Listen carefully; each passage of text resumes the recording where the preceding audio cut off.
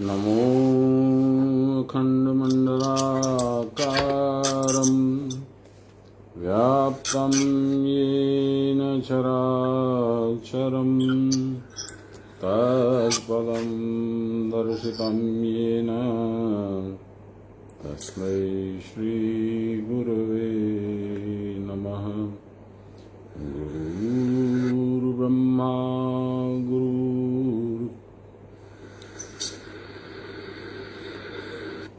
गुरुर्ब्रह्मा गुरुर्विष्णु गुरुर्देवो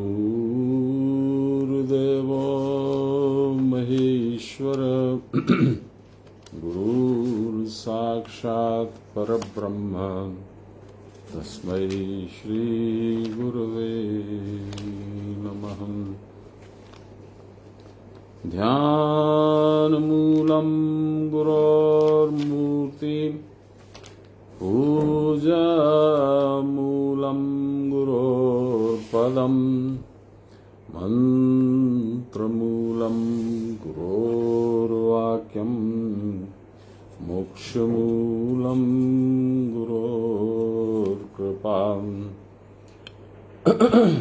ब्रह्मानन्दं परमसुखदं केवलं ज्ञानमूर्तिं द्वन्द्वातीतं गगनसदृशं तत्त्वमस्यादिलक्ष्यम् एकं नित्यं विमलमचलं सर्वदा साक्षिभूतं भावातीतं त्रिगुणरहितं सद्गुरुं तं नमामि, सद्गुरुं तं स्मरामि, सद्गुरुं तं भजामि।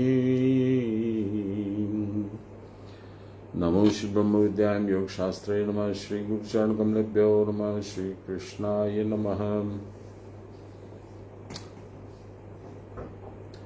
हम लोग चतुर्थ अध्याय के 21 नंबर श्लोक का पाठ आज करेंगे।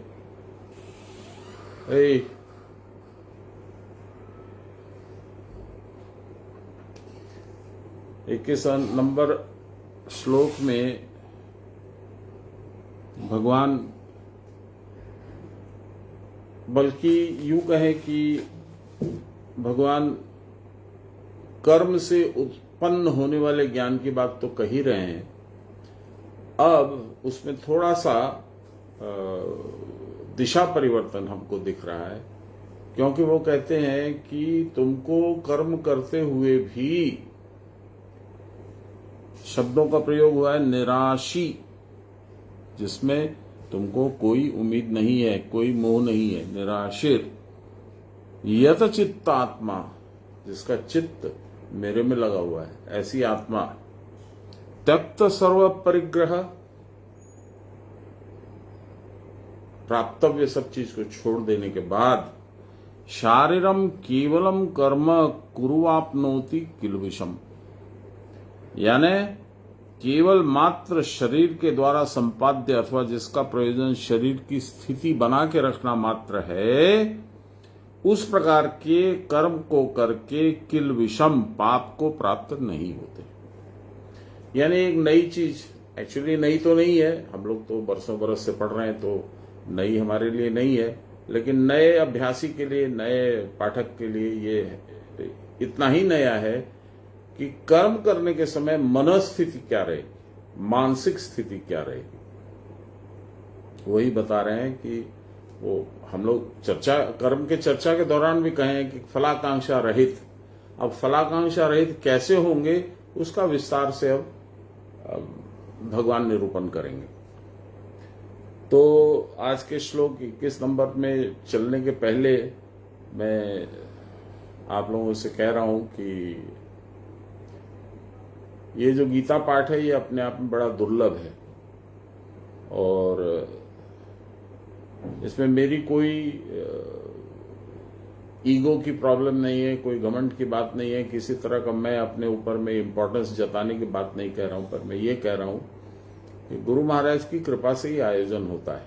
कल सुनने वालों की संख्या बड़ी कम थी परसों, इसलिए थोड़ा डिसअपॉइंटमेंट हुआ।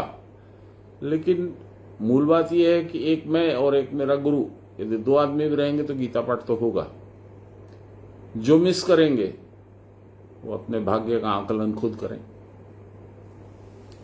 ये ऐसी महीन और मीठी औषधि है जिसको लेते रहने से संसारासक्ति धीरे धीरे कम होगी।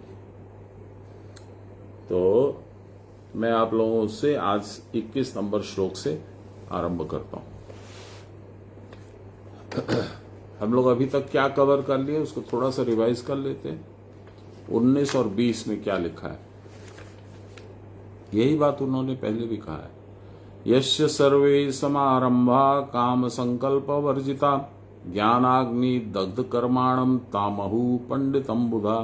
यही बात है, जिनके सारे कर्म काम और संकल्प से रहित है, उसमें किसी तरह का लोभ नहीं है, किसी तरह का संकल्प नहीं है कि मैं ऐसा करूंगा तो मुझे ये मिलेगा, फलाकांक्षा इसी को कहते हैं। ऐसे ज्ञानी जन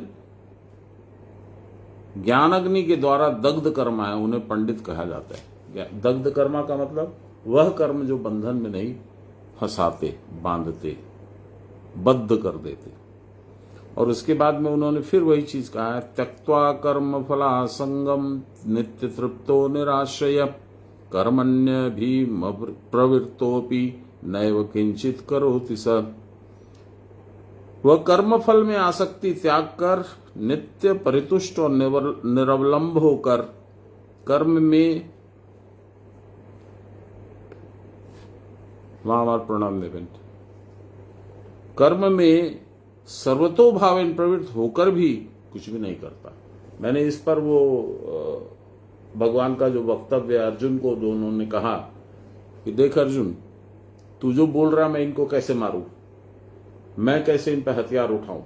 मेरे दादा हैं, गुरु हैं, भाई हैं, कजिन्स हैं, ताऊ हैं, मेरे श्रेष्ठ जन हैं, इनको मैं नहीं मार सकता हूं। तो तू ये जान ले कि तू मारने वाला कोई है ही नहीं, क्योंकि आत्मा तेरे द्वारा मारने से भी नहीं मरेगी, नंबर 1। नंबर 2, इनकी जो देह का नाश है वो मैंने पूर्व निर्धारित कर दिया है। मये वेते हत्वेन तस्मात उत्तिष्ठ यशो लभस्व। हे अर्जुन, उठ, यश का लाभ कर, भुंक्ष्व समृद्ध राज्य का भोग कर। राज्य माने शरीर, राज्य माने एरिया ऑल्सो, यहां पे दोनों ही बात लागू होती है। तो हर जगह पे भगवान ये कहते हैं कि जो तू कर्म करेगा उसमें ये भाव तेरा रहना चाहिए, तेरे अंदर में ये दिमाग में ये रहना चाहिए, ये एक तेरा निश्चित निर्णय रहना चाहिए कि ये मैं नहीं कर रहा हूं। वो एक बंगाली भजन है, मुझे बहुत प्रिय है, मैंने बहुत बार सुनाया है। 2 लाइन उसकी भी सुना देता हूं। साधक जो भी भक्त है जिसने लिखा है वो ये कहता है, शायद राम प्रसाद जी का लिखा हुआ है, सकली तुम्हारी इच्छा मोई तारा तुमी, तुम्हारी कर्म तुमी करो मा, लोके बले करी आमी, सकली तुम्हारी इच्छा। अच्छा, मान लीजिए मैंने भजन भी सुनाया, मैंने गीता भी सुनाई, हम लोग सब सुने, अच्छा भी लगा, छूट गया मेरी संसारा शक्ति छूट गई, मेरा मोह भंग हो गया? नहीं, क्योंकि ये लाइट की स्विच नहीं है, ऑन किया तो लाइट जल गई, ऑफ किया तो लाइट ऑफ हो गई, ऐसा नहीं है। ये बरसों बरस का संस्कार हम लोग एक्यूमुलेट करते हैं अपने ऊपर, और उसको जाने में भी बरसों बरस लगेंगे। हाँ, संतों का साथ यदि मिल जाए तो वो बरस महीनों में आ सकते हैं, कई जन्म कुछ बरसों में आ सकते हैं, कई बरस कुछ महीनों में आ सकते हैं, ये होता है। मुझे मेरे संत रूपी गुरु, गुरु रूपी संत, भगवान रूपी गुरु का बहुत सानिध्य मिला, बहुत स्नेह मिला, और मैं ये गारंटी के साथ कह सकता हूं कि जो कुछ भी परिवर्तन मेरे में आप अच्छा देख सकते हैं वो उन्हीं की कृपा है, और जो कुछ भी परिवर्तन हीन मेरा स्वभाव है, गुस्सा करना, लोभ करना, आसक्ति करना, ये सब मेरे पूर्व जन्म के संस्कार है जो मैं ढो रहा हूं। मान लीजिए आपका अपने बेटे से झगड़ा हो जाता है, आप उसको 2 शब्द बोल सकते हैं, आप उसकी माँ है या बेटा या आप पिता हैं, तो आप बोल सकते हैं, वो सुन लेगा। पर उसके मन में जो घाव लगेगा, जो चोट लगेगी, वो कभी आपको माफ नहीं करेगा। उसी तरह से पति पत्नी के रिश्ते में भी यही है। इसलिए अपने शब्दों का चयन, अपने व्यवहार का चयन यही करके करिए कि ये जो कुछ भी कर रहा है, यदि गलत भी कर रहा है तो ये मेरी तकदीर की बात है, ऐसा ही मेरा प्रारब्ध है, भगवान ने ऐसा ही मुझे बनाया है, मेरे लिए ऐसा ही नियति ने निर्धारित किया है। वो कहते हैं ना, एक भजन है, मैं बराबर सुनाता, गोविंदो गायो नहीं तूने क्या है कमायो बावरा। उसमें एक लाइन है लास्ट में, बेलक बेलक मारी तिरिया रोए, टूट गई रे मारी जोड़ी रे, कहे कबीर सुनो भाई साधो, जिन जोड़ी तिन तोड़ी रे, गोविंदो गायो नहीं। ये भगवान का कर्म है, और भगवान खुद एक्टिवली कुछ करते भी नहीं है, ये भी जान लीजिए। ये भगवान के नियमों के द्वारा संपादित है ये सारा जोड़ तोड़। आपको क्या मालूम था आपका पति कौन है, कहां मिलेगा? 25 साल, 20 साल, 30 साल, जब भी आपकी शादी हुई, उसके पहले पति को नहीं जानते थे, पत्नी को नहीं जानते थे, क्या स्वभाव है, क्या प्रभाव है, क्या करेगी नहीं करेगी, कुछ नहीं जानते थे। पिताजी ने कहा मैंने लड़की देखी, अच्छी है, करो, जय गुरु, हो गया। पहले जमाने में तो ऐसा होता था। आजकल के जमाने में होता, माता पिता के पास लड़की को ले आते हैं, ये आपकी बहू है। अरे बहू कैसे होगी? पिताजी हम लोगों ने शादी कर ली कोर्ट में, अब आप आशीर्वाद दीजिएगा तो अच्छा लगेगा, आशीर्वाद दे दीजिए ये भी नहीं, अच्छा लगेगा, जाइए। अब पिताजी के पास उपाय क्या है? चलिए, तो भगवान कहते हैं कि मनसा वाचा कर्मणा, तुमको तीनों में ही सावधान रहना होगा। मन में किस तरह का भाव है, कर्म तुम कैसे कर रहे हो, और बोली तुम्हारी कैसी है। पत्नी को रोज झाड़ोगे या पति को रोज झाड़ोगे, तुम्हारी आत्मा को कुछ समय के लिए संतोष जरूर मिल जाए, देखो मैंने उसको सबक सिखा दिया,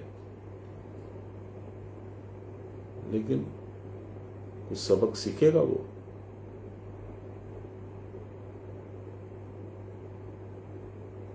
वो है ना अपना भजन, रघुपति राघव राजा राम, पतित तपावन सीताराम, उसको थोड़ा शब्दों को आगे पीछे यदि बोलिए तो पति तपावन सीताराम, पति को ताप देने वाली, ऐसा मत बनिए, चाहे आप पत्नी हो चाहे आप पति हो। पत्नी तपावन सीताराम भी बोला जा सकता है। पत्नी को भी तंग मत कीजिए, क्लेश मत दीजिए, वो आपकी सहधर्मिणी है, बड़े मान से सम्मान से आपके पिताजी के बहुत सारे खर्चे होकर के बारात लेकर के आप गए थे, उनको धूमधाम से लेके आए थे, और वो भी खुशी खुशी आई थी अपने माँ बाप का घर छोड़ करके, इस उम्मीद में आई थी कि मुझे सुख मिलेगा, शांति मिलेगी।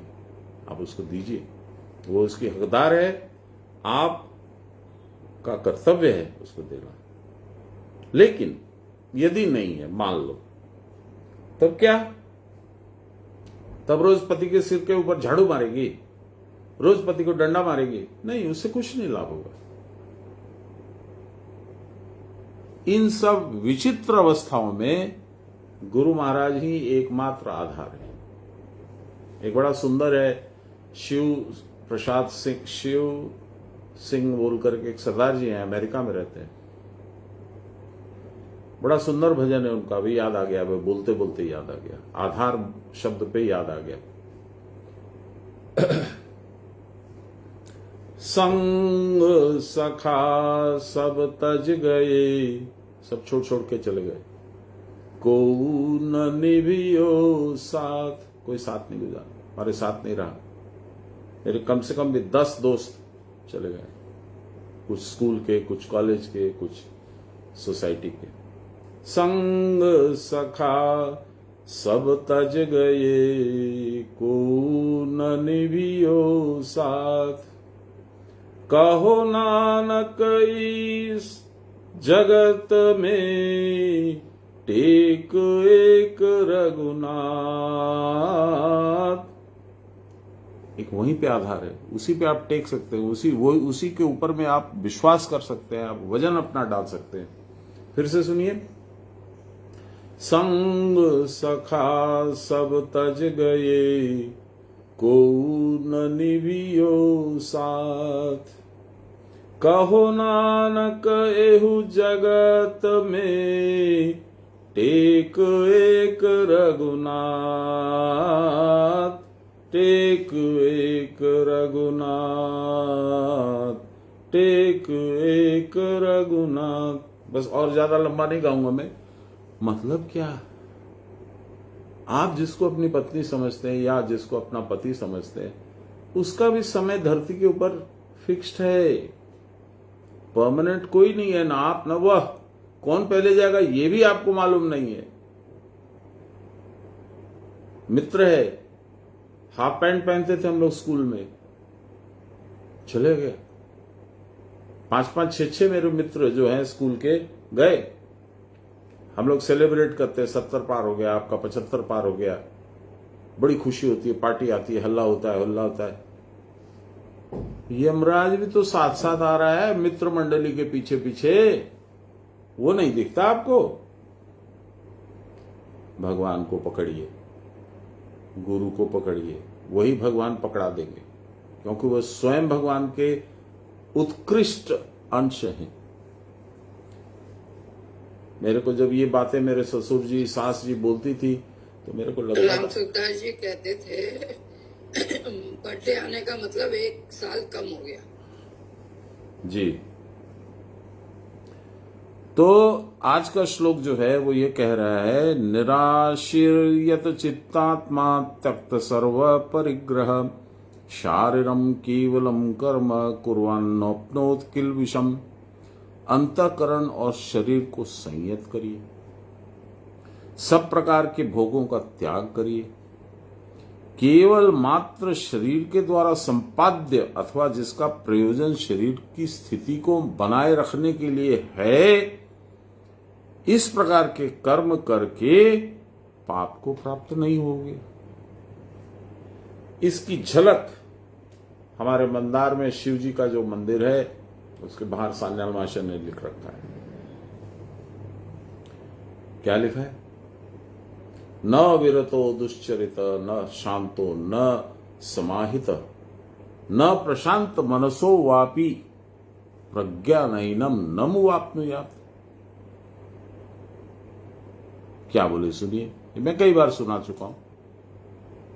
न विरतो दुश्चरित, विरति बोलते हैं रेस्ट लेना।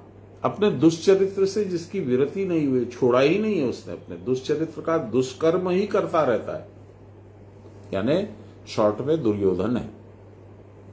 न विरतो दुश्चरित, न शांतो, शांत नहीं, उग्र है, झगड़ा करने को तत्पर है, एक जरा सी बात हुई उखड़ जाएगा।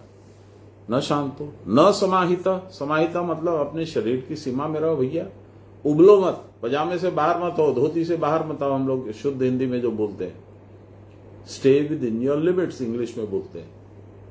फिर से सुनिए, न विरतो दुश्चरित, न शांतो, न समाहित, न प्रशांत मनसो वापी।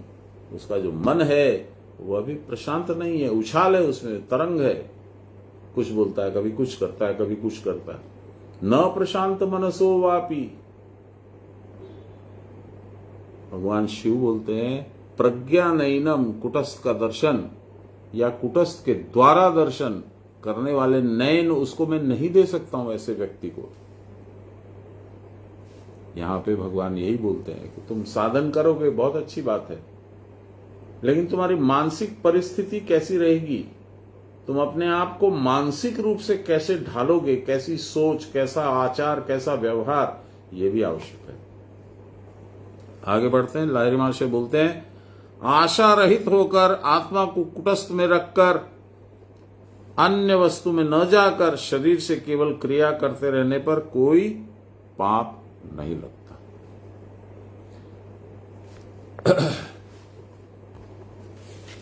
संसार में जितने कार्य हैं उनको करने से एक ना एक दोष तो घटित होगा ही। आसक्ति रहने पर तो फिर कोई बात ही नहीं है। उस समय पुण्य कर्म भी दोषयुक्त हो जाता है। इसीलिए कुछ दिन पहले हम लोग पढ़ रहे थे ना, कर्म में जो अकर्म देखे, अकर्म में जो कर्म देखे, वो यही। आसक्ति रहेगी तो फिर तो कोई बात ही नहीं है। उस समय पुण्य कर्म भी, पूजा कर रहे हो, भागवत बैठाए हो घर पे, सतचंडी कर रहे हो, लेकिन मन में है कि कौन आएगा, कैसे मुझे प्रतिष्ठा मिलेगी, संसार में, समाज में मेरा कैसा नाम होगा, तो यह कर्म हो गया, ये दोषयुक्त हो गया कर्म, अर्थात बंधन का कारण बनता है। तब फिर क्रिया करने और क्रिया में आसक्त होने पर दोष क्यों नहीं लगेगा? इसका उत्तर देते हैं कि जो आशा रहित हैं, अर्थात जिनके मन में किसी काम या विषय की प्राप्ति की आशा नहीं है, वे अन्य किसी वस्तु में लक्ष्य न रखकर कुटस्थ में केवल मन लगाकर रखते हैं। यहां कुटस्थ में, यहां क्या है? विष्णु का परम पद है। थोड़ा सा हल्का सा डिस्क्रिप्शन, हालांकि बहुत ज्यादा बोलना अलाउड नहीं है, लेकिन थोड़ा सा डिस्क्रिप्शन कर देता हूं। बाहर में बृहद ज्योति है, उसको कहते हैं राधा, क्योंकि वो प्रकृति की ज्योति है, संसार की ज्योति है। उस ज्योति को पार करके जब आप अंदर घुसोगे तो एक अखंड मंडलाकारम व्याप्तम येन चराचरम तत्पदम दर्शितम येन तस्मै श्री गुरु, एक गोल क्या कहिए, केसरिया रंग का, मुझे तो वही दिखता है, किसी को सफेद भी दिखेगा, जो बहुत उत्कृष्ट साधक है उनको सफेद दिखेगा, किसी को येलो दिखेगा। एक गोलाकार गुफा है, उसके अंदर जब आप प्रविष्ट होइएगा तो उसके अंदर में नीला आकाश है, लाइट ब्लू। एक बार बाबा की कृपा से उन्हीं के साथ मैं साधन कर रहा था, तो बोले ले, वो अल्प एक क्रिया उन्होंने बताया, ये कर। मैंने कहा जी प्रभु। तो मैं उस गुफा में पहुंच गया। तो गुफा में जब पहुंचा तो नीला नीला एकदम लाइट दिख रहा था। अब गुफा में पहले से लाइट फिटिंग की हुई है, तो मोदी जी तो पहुंचे नहीं है यहाँ पे, किसी और मोदी जी के भी पूज्य पिताजी ने लगा रखा है। अब मैं उसी गुफा में ऐसे ऐसे घूम घूम करके देख रहा हूं कि लाइट कहां से आ रही है, मुझे कुछ नहीं दिखा, पर चारों तरफ एकदम स्पष्ट नजर आ रहा था उस गुफा के अंदर। साधन जब हो गया तो मैंने पूछा कि महाराज ये तो बहुत अच्छा हुआ कि हम आपकी कृपा से वहां पहुंच गए, पर एक बात समझ में नहीं आई कि वहां लाइट का सोर्स कहां से आया। तो हंसने लगे, बोले भगवान की ज्योति। फिर बाद में गीता में भी पढ़ा, और भी जगह पे पढ़ा, उन्होंने लिखा है, कबीरदास जी ने लिखा है, मन लगा उन्मनी सु तहां पहुंचो जाए। यदि तुम्हारा मन उन्मनी भाव आ जाएगा, यानी कोई चीज में तुम्हारा मन आसक्त नहीं है, इसको उन्मनी भाव बोलते हैं। मन लगा उन्मनी सु तहां पहुंचो जाए, चांद बिना चांदनी जहां, यही है वो लाइट का सोर्स। चांद बिना चांदनी जहां तहां अलख निरंजन राय, वही भगवान का वास है। कृष्ण वहीं उसी में रहते हैं, इसीलिए वो काले भी हैं और उनको कभी कभी हल्का नीला रंग भी दिया जाता है। इसी तरह से श्यामा माँ को भी वैसा ही रंग दिया जाता है, कभी काली जी के रूप में काली बनाया जाता है, कभी उनको श्यामा रूप में यानी हल्का नीला रूप में। देखिए जैसे इस पेंटिंग में है, हल्का नीला रंग उनके बदन में दिया गया, यही रंग है उस गुफा के अंदर, इसीलिए इतना सुंदर है। चलिए, हाँ, तो फिर क्रिया करने और क्रिया में आसक्त होने से दोष क्यों नहीं लगेगा? स्वाभाविक प्रश्न है, जवाब भी सुनिए। इसका उत्तर भगवान देते हैं कि जो आशा रहित हैं, जिसको कोई उम्मीद नहीं है कि मुझे कुटस्थ में पहुंचना है, कि कृष्ण को देखना है, कि और देवताओं को देखना है, कि मुझे ज्योति दर्शन करना है, जिसको कोई इस तरह की आशा नहीं है, अर्थात जिसके मन में किसी काम या किसी विषय की कोई भी प्राप्ति की आशा नहीं है, वे अन्य किसी वस्तु में लक्ष्य न रखकर कुटस्थ में केवल मन लगाए रखते। इसमें बड़ा सुंदर है एक कबीरदास जी का भजन।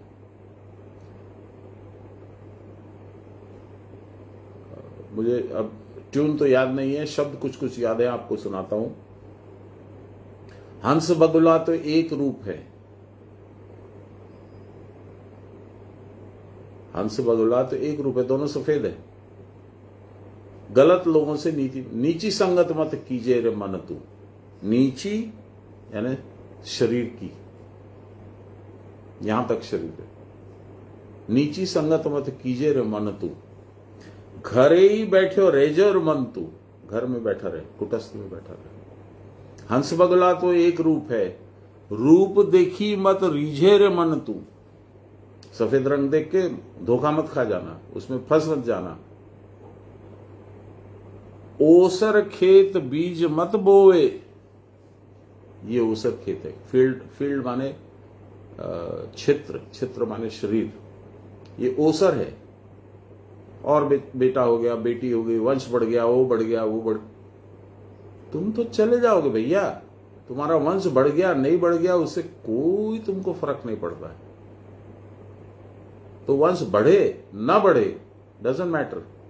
ओसर खेत बीज मत बोइजे, इस खेत में बीज बोओगे यानी संतान उत्पन्न करोगे या कर्म की फसल उगाओगे तो फंसोगे। घरे ही बैठे हो रीजे रे मन तू, नीची संगत मत कीजे रे मन तू। बड़ा सुंदर भजन है, मैं आप लोगों को फॉरवर्ड कर दूंगा, शेयर कर दूंगा। प्रहलाद जी का गाया हुआ है। प्रहलाद जी मेरे अच्छे मित्र हो गए इन दिनों में। मैं चेष्टा में हूं कि धनबाद संघ जब होगा 1 दिसंबर को तो प्रहलाद जी को बुलाऊंगा, धनबाद बुलाऊंगा, 1 दिन का उनका प्रोग्राम वहां रखेंगे, चाहे संघ के 1 दिन पहले या संघ के 1 दिन बाद, देखते हैं। यही संकल्प है, यही संकल्प है। उनको बुलाऊंगा, उनको ऐसा करूंगा, क्यों? बाबा की जो इच्छा वो होगा, लेकिन ना, संकल्प हम लोग को करना है। चलिए देखते हैं। तो 25-30 साल से मैं बाबा की संगत कर रहा हूं, क्या प्रभाव हुआ? कुछ हुआ? कुछ नहीं हुआ। एक मेरा गुरु भाई था। अब तो करना ही पड़ेगा, नहीं तो कैसे मैनेजमेंट कैसे होगा? यही तो बात है ना, करना ही होगा। ये आपकी अभी की धारणा है। जब धीरे धीरे मन को संयत कर लीजिएगा, भगवान पे निर्भरता आ जाएगी, शरणागति आ जाएगी, तो हो जाएगा। मैंने आपको कितनी तो कहानियां सुनाई है।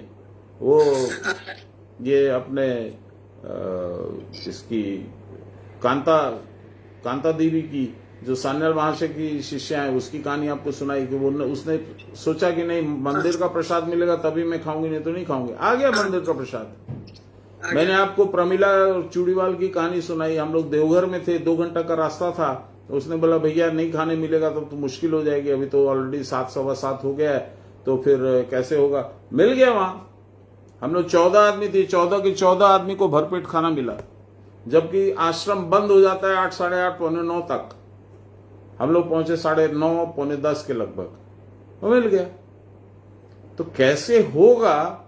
ये बुद्धि लगाने से नहीं होगा, शरणागति होने से होगा। आसान नहीं है। मैं आपसे इतना तक सहमत जरूर हूं कि मैं कितना भी बोल लूं, मैं खुद भी बुद्धि लगाता हूं, क्योंकि ये स्वभाव आदमी का एक जन्म में भी शायद परिवर्तित नहीं हो, लेकिन प्रयास तो करना पड़ेगा। चलिए, इस प्रकार से शरीर और चित्त के द्वारा वे कार्य करते, यही शरीरम केवलम कर्मम है। इससे चित्त और देह के संयम का अभ्यास होता है। शरीर से मतलब क्या है? शरीरेन निवर्तये शारीरम, अर्थात जो कर्म शरीर के लिए निष्पन्न होते हैं, इस प्रकार शरीर के द्वारा निष्पाद्य जो केवल कर्म या क्रिया है, उसको करने से साधक को पाप नहीं लगता। अभी दीदी ने जो प्रश्न किया वो अस्वाभाविक नहीं है, बहुत स्वाभाविक है। ये एकदम ये मेरे मन में भी था ये प्रश्न कि बाबा बोलते हैं ऐसा कर लेंगे तो भगवान कर देंगे, ऐसा कर देंगे, तो मैंने तो कभी भगवान को देखा नहीं है, मैं कैसे विश्वास कर लूं। बहुत सारे प्रश्न आते हैं मन में।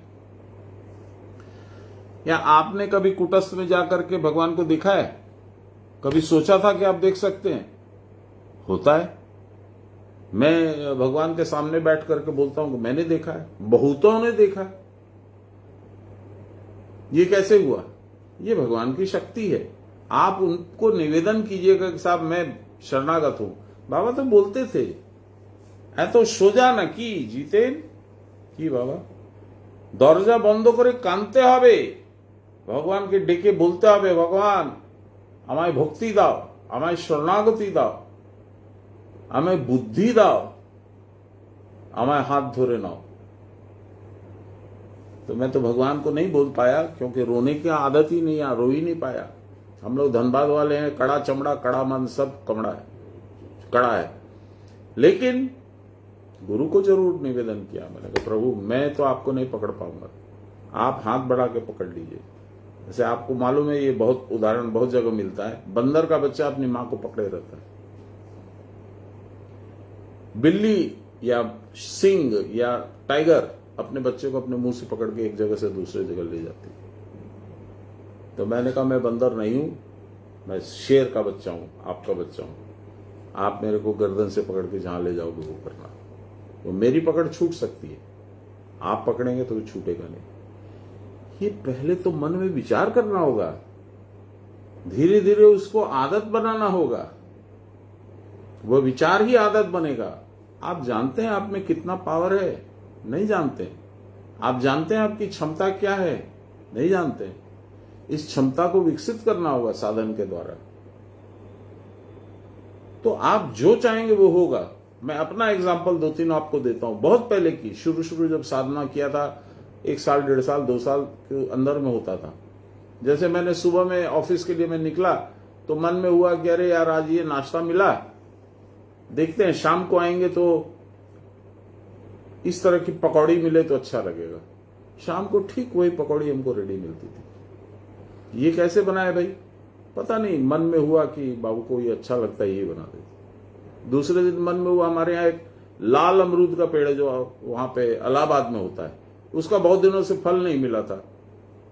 तो मैं निकल रहा था तो देखा माली उस पर कुछ काम कर रहा है, तो मैंने उसको कुछ नहीं बोला। मैं जाते जाते बोला कि मन में लाल अमरूद बहुत दिन से खाया नहीं है, भगवान की इच्छा होगी तो खाएंगे। शाम को मिल गया। बहुत बार ऐसा होता है कि आप अभी कल्पना कीजिए कि मेरा फलाना गुरु भाई है, बहुत दिन से बात नहीं हुई है, 5 मिनट के अंदर में उसका फोन आ जाएगा। ये आपकी क्षमता है। आप स्वयं शिवांश हैं। अपने आप को कम मत आंकिए। कैसे होगा? जो एकदम पूरा अपंग है, हाथ भी नहीं चलता, पैर भी नहीं चलता, उसको भी तो भगवान खाना खिलाते हैं, उसको भी तो रखते हैं, जिंदा रखते हैं। अपंग बन जाइए उनके सामने, तुम्हारा काम है, तुम करो, करके देखिए। अच्छा, पाप नहीं लगता क्योंकि आत्मा में लक्ष्य न करने करके अन्य वस्तुओं में मन देना ही तो पाप है। परंतु जो उपयुक्त प्रकार से साधन करते हैं उनका मन आत्मा में स्थिर होता है, वो विषय से स्पर्श न होने के कारण उनको कोई पाप नहीं लगता। जो साधक है उनको शरीर द्वारा निष्पाद्य कर्म तो अनेक हैं, परंतु यहां जिन कर्मों की बात कही जा रही है वे इस शरीर के द्वारा निष्पाद्य केवल कर्म है, अर्थात जिन कर्मों के द्वारा कैवल्य पद प्राप्त होता है। यह कैसे? योग शास्त्र में ये हम तो कल पढ़ चुके हैं, चलिए कोई बात नहीं।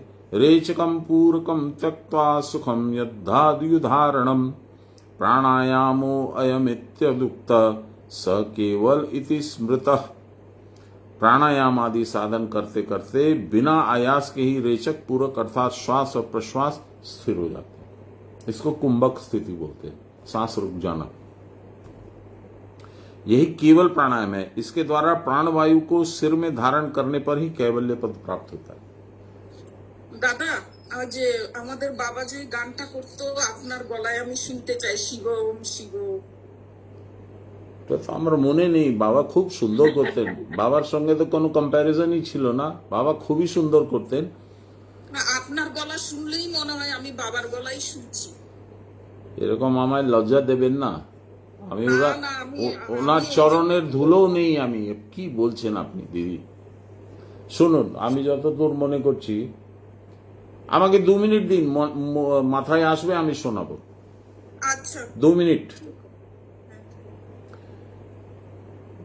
इसके द्वारा प्राणवायु को सिर में धारण करने पर ही कैवल्य पद प्राप्त होता है। शिव इसीलिए गंगा को सिर पर धारण किए रहते हैं। इसी प्रकार उस प्राण रूपिणी गंगा को जो सिर पे धारण करके रख सके वही शिव है। अब इसका मतलब क्या हुआ? ये बहुत सुंदर फ्लावरी लैंग्वेज था, पोएटिक लैंग्वेज था, बड़ा अच्छा लगा। ये मतलब क्या हुआ? कौन है शिव?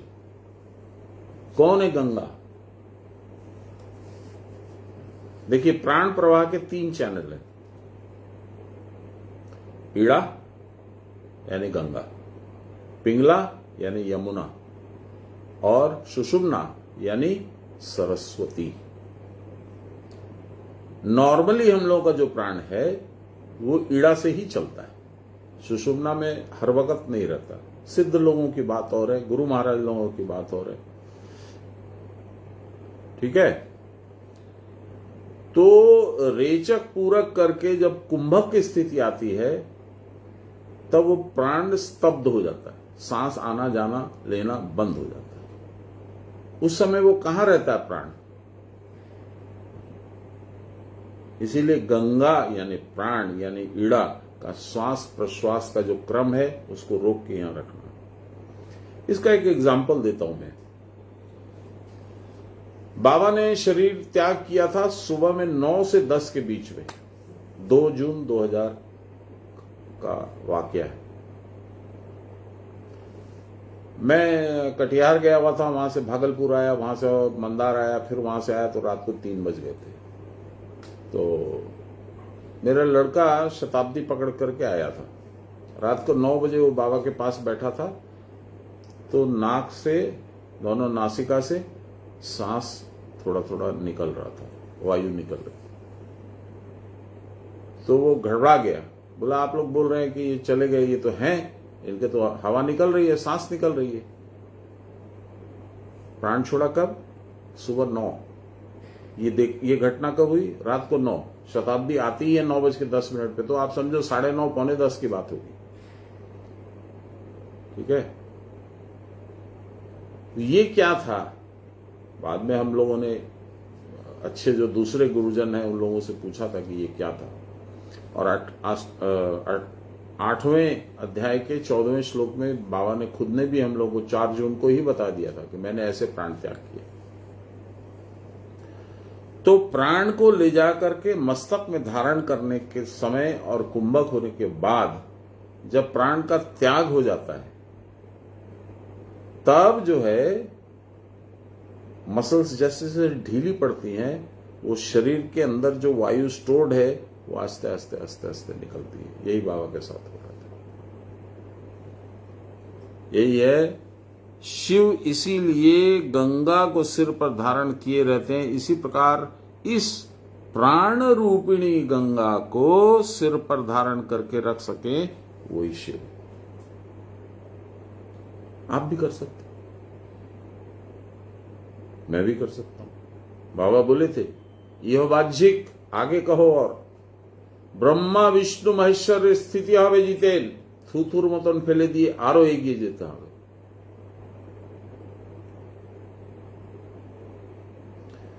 ये कपोल कल्पना नहीं है, ये गप नहीं है, ये उन्होंने दिखाया अपने जीवन में और जीवन के बाद भी, और हम लोगों को भी कुछ कुछ करवा दिया है।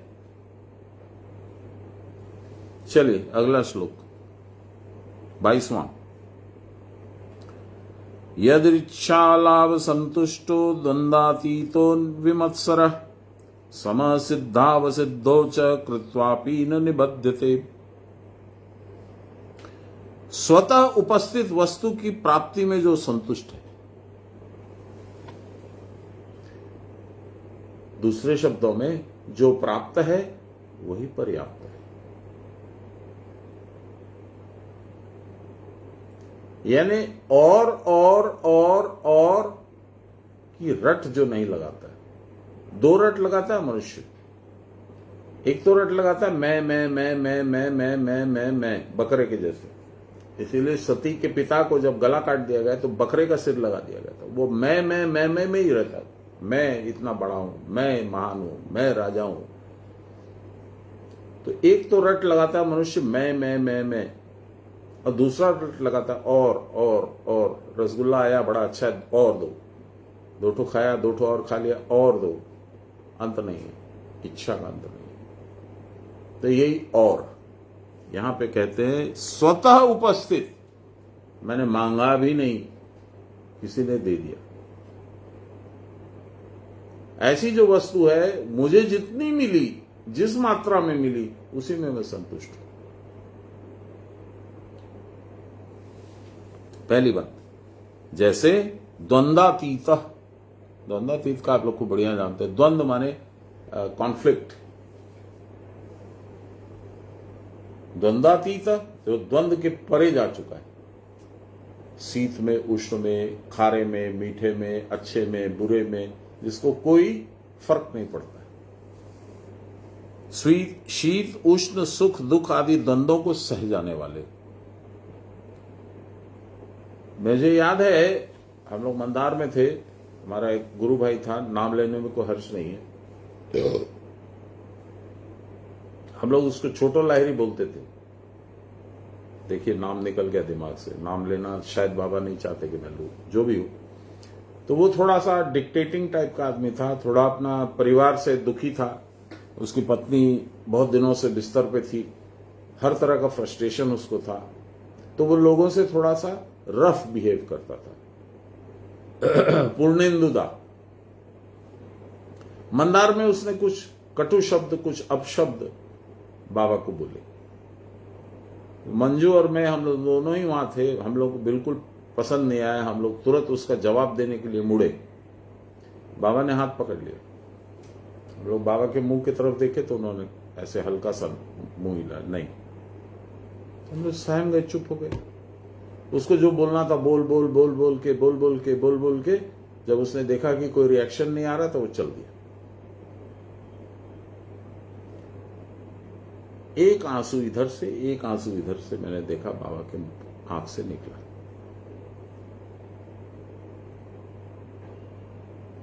कितना क्लेश उनको हुआ होगा, इसकी कल्पना भी हम लोग नहीं कर सकते। लेकिन संत है, गुरु है, उन्होंने उसको भी हजम कर लिया और धीरे से बोला, जानते हो, उसने जो बोला उससे मुझे कोई फर्क नहीं पड़ता। यदि मेरे मुंह से गलती से भी कुछ निकल जाएगा तो उसका सर्वनाश हो जाएगा। वो इस बात को नहीं जानता, मैं जानता हूं, इसलिए वो संयम नहीं रख सकता, मुझे तो रखना होगा।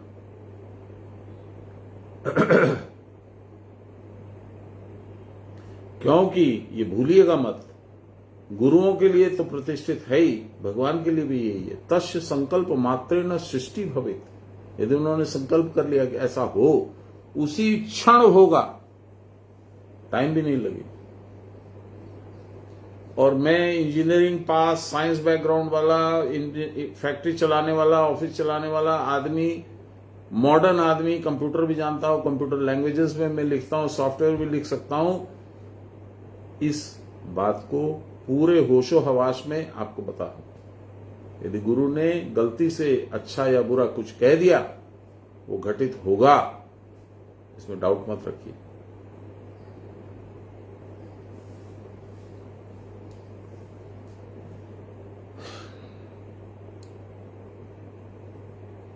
विमत्सर, द्वंद्वातीत हो गया। विमत्सर, जो उसमें मत्सर नहीं है, अर्थात निर्वैर, किसी के साथ कोई झंझट नहीं है। पूर्णेंदु के साथ भी झंझट नहीं था। फिर पूर्णेंदु को लेकर के मेरे घर पे अगली बार जब आए तो बाबा आए, ये मंदार की बात है।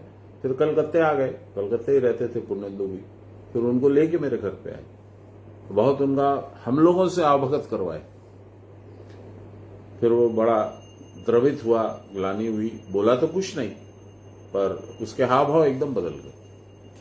तो गुरु का तो काम यही है, मुझ में कोई त्रुटि है तो उसको सुधारना। पूर्णेंदु में त्रुटि थी, उसको सुधार दिया उन्होंने।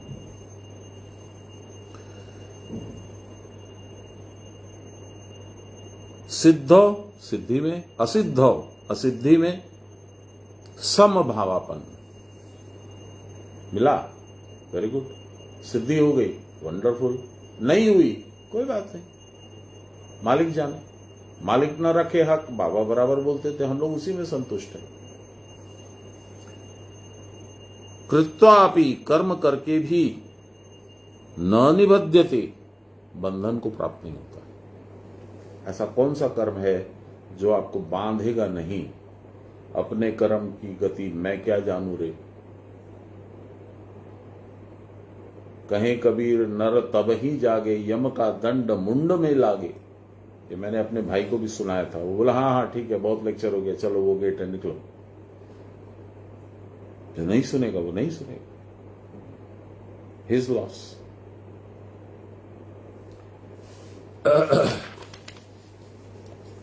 आध्यात्मिक व्याख्या, जो दूसरों की इच्छा हुई उसके द्वारा जो भी लाभ प्राप्त हुआ उसी में संतुष्ट। आपने कुछ देर पहले दीदी प्रकाश दी ने पूछा था कि नहीं बोलेंगे तो कैसे होगा। आप देखिए भगवान कैसे सुंदर तरीके से काम करती है। एक बार नहीं बोल के देखिए पूरा दिन, देखिए आपकी कितनी सुंदर तरीके से भगवान व्यवस्था कर देते हैं। बहुत बार मैंने एक्सपेरिमेंट चुप किया रहा जाएगा नहीं ना पूरे दिन, है। चुप रहा जाएगा तब ना। इसमें तो मैं आपकी कोई मदद नहीं कर सकता हूं, ये तो आप ही को प्रयास करना होगा। मैंने बहुत बार ट्राई किया है कि जैसे 4-5 लोग हम लोग बैठे हैं, चाय पिए, कॉफी पिए, ये पिए वो पिए, सब मन में आता है, मैं उसको दबा देता हूं, ना ये बोलना नहीं है। कोई ना कोई दूसरा आदमी बोल पड़ता है, जो मेरे मन की बात रहती है वो दूसरे मुंह से निकल आती है। ये गुरु महाराज करते हैं ऐसी व्यवस्था। ऐसा आप बहुत जगह देखिएगा, आप देखिएगा कुछ खाने की इच्छा हुई, कोई ना कोई दे जाएगा आपको। चलिए, जो दूसरों की इच्छा हुई उसके द्वारा जो लाभ हुआ उसी में संतुष्ट है, संशय नहीं है, नो डाउट। ये मेरे गुरु ने किया है, ये मेरे भगवान ने किया है, ये मेरा पावना था इसलिए मुझे मिला है, इसमें डाउट नहीं होना चाहिए। अहंकार नहीं, मैं शब्द ही नहीं है। कबीरदास जी ने कितनी बार बोला है, जहां मैं है, मैं माने इंडिविजुअल इगोइस्टिक पर्सन, अहंकारी, जहां मैं है वहां हरि नहीं, भगवान नहीं रहते। जहां हरि है वहां मैं नहीं, सब तो उनका है, तुम भी उन्हीं के हो। सिद्धि और असिद्धि दोनों में समान है। इस प्रकार जो कर्म करता है वह किसी से आबद्ध नहीं होता, सारे कर्म करने के बाद भी। यहां ये क्रिया की प्रावस्था प्राप्त योगी का लक्षण बताया जा रहा है। जो योग समाधि में मग्न है उनको किसी प्रकार की बाहरी चेष्टा नहीं होती, पर समाधि से उठे हुए योगी की बाहरी चेष्टा होती है। उस समय तो उनका मन बाहरी विषयों में लिप्त होगा ही। इसी से कहते हैं कि उपयुक्त अवस्था को प्राप्त योगी अपने निजी प्रयोजन के लिए कभी व्याकुल नहीं होते, तथा वह आयाचित, आयातीत में होगा, वह आयाचित ना अवांछित लाभ में संतुष्ट होते हैं। दूसरे लोग जो अपनी इच्छा से उनको दे देते हैं उसी से वे प्रसन्न रहते हैं। यह नहीं हुआ, वह नहीं हुआ, इस प्रकार की तरंग उनके मन में नहीं उठती। समाधि के समय बुद्धि में बाहरी विषय ग्रहण ही नहीं होते, क्योंकि बाहरी विषय कहां से ग्रहण होंगे? इंद्रियों के मार्फत। जब आप समाधि में बैठे तो देह से कनेक्शन ही कटा हुआ है, इंद्रियां निष्क्रिय हो चुकी हैं, तो बाहरी विषय घुसेगा कहां से? इस प्रकार की तरंगे जो उनके मन में नहीं उठती। समाधि के समय बुद्धि में बाहरी विषय ग्रहण ही नहीं होते, अतः उनका द्वंद्वातीत भाव होता है। तो बाहरी विषय आएंगे नहीं तो झगड़ा क्या है? मुझे गर्म लग रही है, ठंड लग रही है, ये पता ही नहीं चलेगा, तो झगड़ा क्या है? अरे एसी चला, पंखा चला, बहुत गर्म लग रही है, पसीना आ रहा है, ये पता ही नहीं चलेगा कि पसीना आ रहा है। और व्युत्थान के समय भला बुरा जो कुछ प्राप्त होता है उसमें उनका मन संकोच में नहीं आता। व्युत्थान माने समाधि से जब उठ गए, यानी अब क्या है, समाधि की भी स्मृति उनके दिमाग में कुछ अंश में है, और संसार का भाव भी अब संसार को देखने लगे, समझने लगे, वह भी उनके दिमाग में है। इसी को परावस्था की प्रावस्था बोलते हैं या व्युत्थित अवस्था बोलते हैं। व्युत्थान के समय भला बुरा जो कुछ प्राप्त होता है उसमें उनको कोई संकोच नहीं होता। ये न होने से कष्ट होगा, उस वस्तु से सुख मिलेगा, इस प्रकार का अभिमान अहंकार दोनों ही उनको नहीं होता। मैंने बताया चा खाबो एटा एक इच्छा, चा खाबो ना एटाओ एक इच्छा। आप देखिएगा, आप चुप रहने की चेष्टा कीजिए, कोई ना कोई आपकी मन की इच्छा को पूर्ण करेगा। यदि बाई चांस मन में इच्छा आई तो चेष्टा तो ये करेगी इच्छा फिर भी ना हो।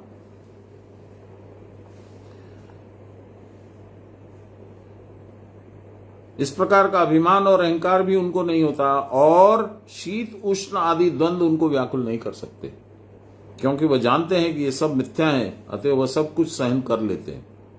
उनका मन सदा स्थिर रहता है, अतः मन में सदा ही साम्य भाव रहता है, बैलेंस्ड। और लाभ अलाभ शीत उष्ण आदि में उनको हर्ष विषाद उत्पन्न नहीं होता। इस प्रकार के योगी जो कुछ सामान्य कर्म जीवन यात्रा के लिए करते हैं उसमें कोई विशेष संस्कार उत्पन्न नहीं होता है, कोई बंधन नहीं होता, इसलिए वह बद्ध भी नहीं होते।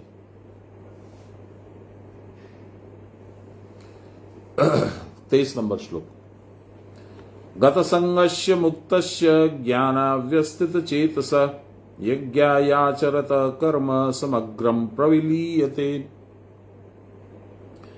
आसक्ति रहित अथवा निष्काम, धर्म अधर्म के बंधन से विमुक्त अथवा रागहीन, राग माने आसक्ति रहित, जिनका चित्त ब्रह्मात्मैव ज्ञान में अवस्थित है, ऐसे पुरुष यज्ञ के लिए या ईश्वर के लिए आचरण करने वाले कर्म सब के सब प्रकृष्ट रूप से विनष्ट हो जाते हैं। इसको बोलते हैं विकर्म। क्या क्या क्वालिफिकेशन पहले दिए भगवान, हर श्लोक में उनका कंडीशन है। यदि तो ऐसा होगा तो ऐसा होगा, आप देख लो, मिला लो, हर श्लोक में उन्होंने कंडीशन डाला। क्या डाला यहां पे? गत संगस्य, इसको लेना देना ही नहीं है संसार की किसी वस्तु से। मुक्तस्य, जो मुक्त है। ज्ञानावस्थित चेतसा, जिसका चित्त संसार में नहीं ज्ञान में अवस्थित है। अब ये सब कंडीशन कहां से आप फुलफिल करोगे, मैं कहां से फुलफिल करूंगा? पर प्रयास तो करना पड़ेगा ना, कि जिंदगी निकाल दोगे लड़ाई झगड़ा करते हुए, नौकर ने ये नहीं दिया, वो पति ने ये नहीं लिया, पत्नी ने ये नहीं दिया, बच्चों ने ऐसा नहीं किया, सम्मान नहीं किया, अपमान कर दिया, ये कर दिया, वो कर, जो होता होने दो ना। देखो तो भगवान की क्या मर्जी है, उन्होंने क्या डिजाइन बना रखी है तुम्हारे लिए।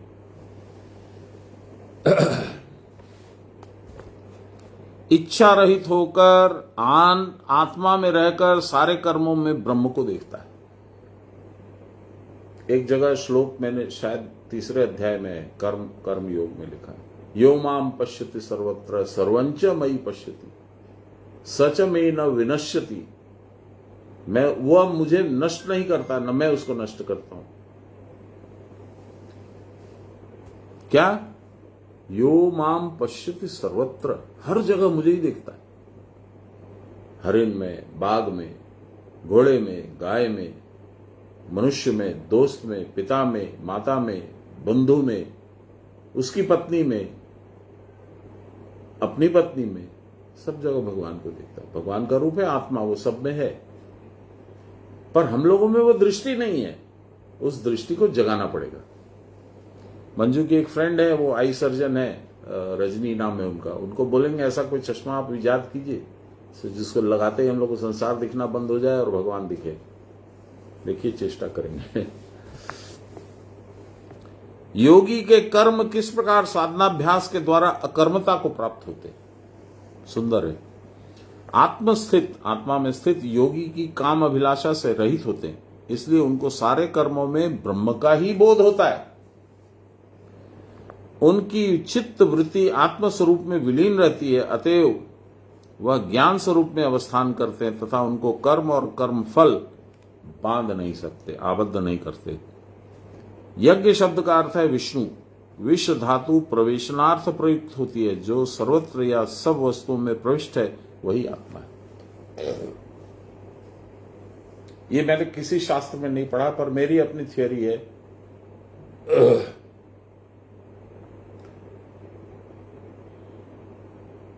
जो हर अणु में अनुप्रविष्ट है वही विष्णु है। आप लोगों को बताया मैंने, सर्न बोल करके एक सम 3-4 बिलियन डॉलर्स में वो स्विस आल्प्स के नीचे, Italian Swiss and French Alps के नीचे में एक वो लेबोरेटरी बनी है जिसमें इंडिया का भी कुछ कंट्रीब्यूशन है। वो लोग खोज रहे हैं गॉड पार्टिकल, यानी एटम जो है सबसे छोटा माना जाता था 50 साल पहले तक। फिर एटम बम फूटा और उसमें बहुत सारे अलग अलग पार्टिकल्स निकले। फिर उसको रिसर्च करते करते ये पता लगाया गया कि एटम का भी सब एटॉमिक बहुत सारे पार्टिकल, क्वार्क, स्पार्क, बहुत कुछ है, नाम मुझे याद नहीं है। और जगदीश चंद्र बोस ने या शायद सत्येंद्र नाथ बोस ने ये थियोरी दी थी कि सबसे लास्ट में जिसका कभी विखंडन हो नहीं सकता वो है गॉड पार्टिकल, यानी भगवान का अंश, यही है विष्णु। तो इसको यूं भी कह सकते हैं विश्वस्य अणु इति विष्णु। और जब तक वो है तब तक पूर्ण विखंडन नहीं होता, इसलिए सब स्थिति बदलाव नहीं होता। तो उसकी रिसर्च चल रही थी और उन लोगों ने खोज लिया गॉड पार्टिकल, उन्होंने अपने इंस्ट्रूमेंट्स वगैरह से देखा। यही कहा जाता विष्णु। हमारे ऋषि मुनियों ने तो लाखों करोड़ों बरस पहले देख लिया था, जो सब में अनुप्रविष्ट है। कोई ऐसी चीज नहीं है जहां विष्णु नहीं है। जो थोड़ा बहुत केमिस्ट्री जानते हैं वो थोड़ा ध्यान करेंगे, जैसे कौन सा आइटम बोलूं, फ्लोरीन। फ्लोरीन में 9 इलेक्ट्रॉन्स है, 9 प्रोटॉन्स है, 9 न्यूट्रॉन्स है, और उसकी वैलेंसी है। वैलेंसी माने it has the ability to adjust 1 or 2 more electrons. That is how the reaction takes place.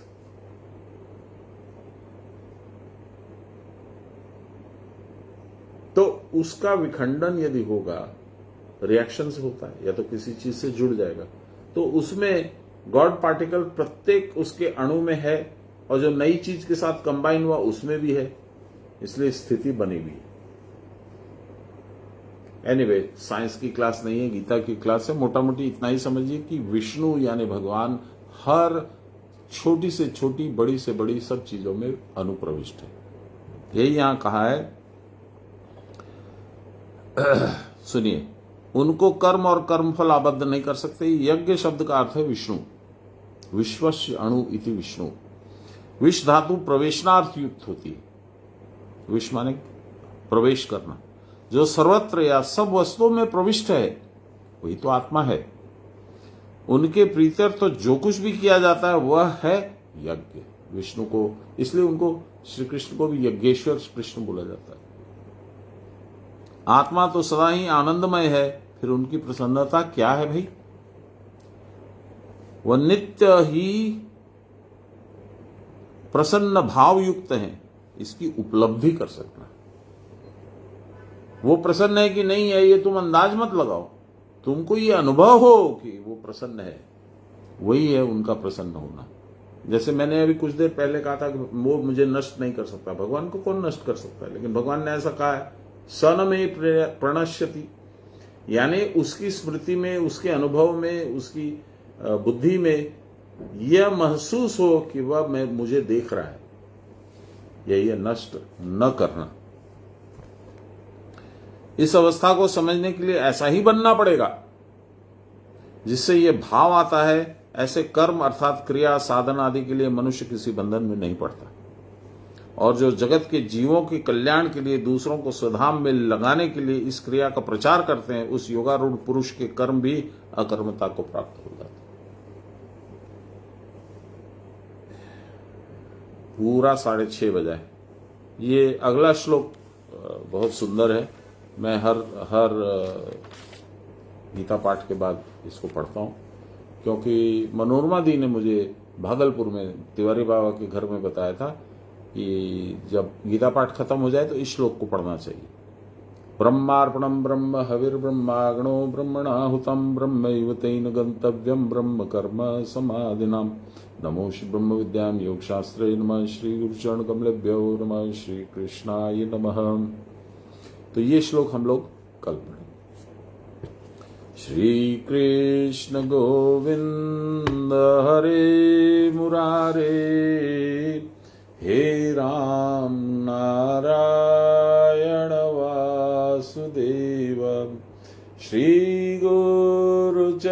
चैतन्य हे आत्मदेव हे मात दुर्गे हर विश्वनाथ। सर्वे भवन्तु सुखिनः सर्वे सन्तु निरामयाः सर्वे भद्राणि पश्यन्तु मा कश्चित् दुःखभाग् भवेत्। असतो मा सद्गमय तमसो मा ज्योतिर्गमय मृत्योर्मामृतं गमय। आविराविमहीधि रुद्रयते दक्षिणां मुखं तेन मां पाहि नित्यं रुद्रयते दक्षिणां मुखं तेन मां पाहि नित्यं। बोलिए प्रेम से गुरु महाराज की जय, परम गुरुदेव की जय, परात्पर गुरुदेव की जय, परमेष्टि गुरुदेव की जय, गुरु माता की जय। हर हर महादेव। मामा प्रणाम देवें। कल मुलाकात होगी। जय गुरु।